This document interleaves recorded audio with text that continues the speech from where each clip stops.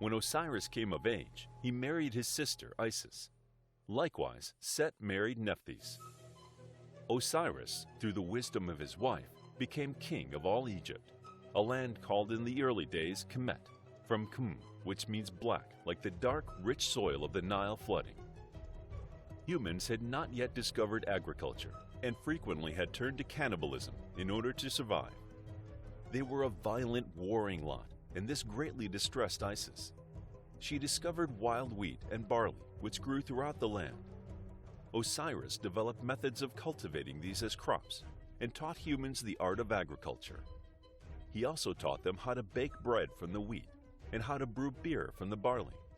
He taught them the arts of music and poetry. With every good thing that Osiris and his wife did for the people of the world, Set became more and more envious. The more people loved the God King and his wife, the more Set wanted to destroy them and to take the place of his brother on the throne. Osiris had gone on a long trip to other nations to spread the knowledge of civilization to other people.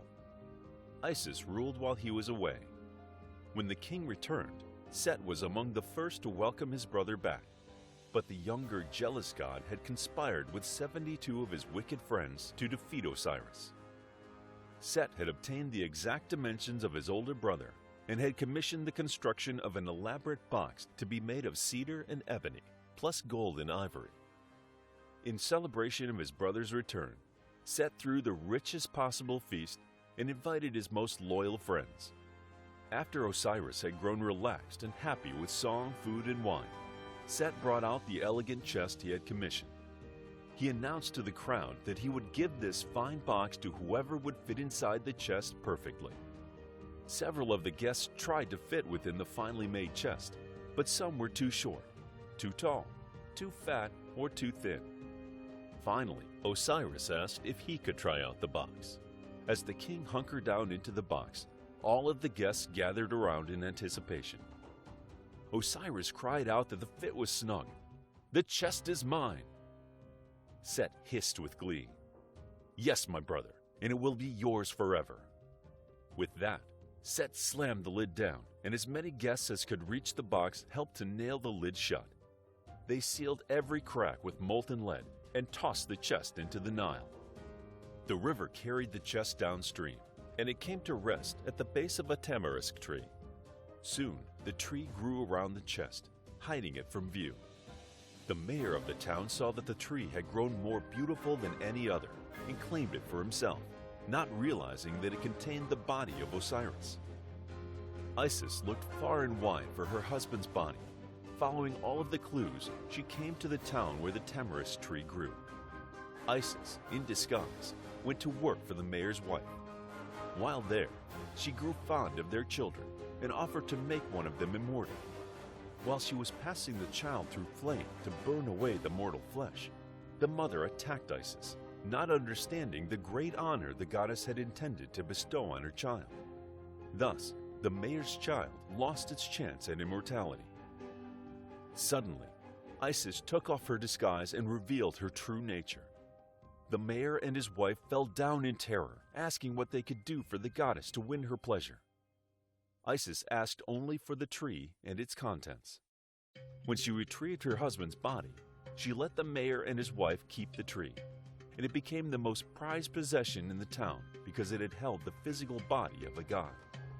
Isis attempted to use her own magic and that of Thoth to restore her husband's form long enough to conceive a son. Before she could finish, Set discovered the body of Osiris and cut it into 14 parts and scattered them up and down the Nile Valley. Again, Isis searched, this time for the various parts of her husband's body. After she had gathered them, she had Thoth help her make her husband whole long enough to acquire his seed. She immediately became pregnant with a son, whom she would come to name Horus. For years, Isis protected her son from discovery by Set and his evil friends. When Horus came of age, An Egyptian story goes, it all started when Set became jealous of his brother Osiris, who was king of all Egypt, and whose girlfriend was the beautiful Isis. Set then deceived and killed Osiris, cut his body into 14 parts, sealed all but one of them in a coffin, and sent it down the Nile. As a final insult, he tossed Osiris's penis into the river. His sister consort Isis was at length able to recover and magically reconnect all of Osiris's parts, except for his penis, which was unfortunately eaten by a fish. Isis fashioned a golden phallus, attached it to Osiris, and brought him back to life with a song. From this experience, the resurrected Osiris became Lord of the Dead. Isis was impregnated with the golden phallus, and their son Horus grew to become god of the sun. It's the original story of sex and violence, jealousy, incest, and pregnancy. The Washington Monument is an obvious phallic symbol. The Vesica Pisces paths surrounding the obelisk suggest female genitals. Taken together, the symbols represent the joining of Osiris and Isis and the conception of the sun god Horus.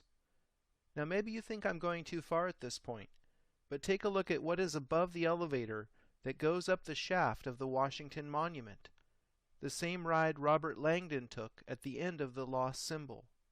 Right above the elevator doors there is a bronze sculpture of George Washington, sculpted by French Freemason Houdon, and above that is the winged disc of Horus. What in the world does this Egyptian solar symbol have to do with America? It's a clue to the secret meaning of the obelisk, in the most public of places, but how many actually see it and understand? The dimensions of the monument are all 6s and 5s. What an amazing coincidence that 6,660 inches equals 555 feet. We'll decipher the meaning of 6s and 5s in Egypt.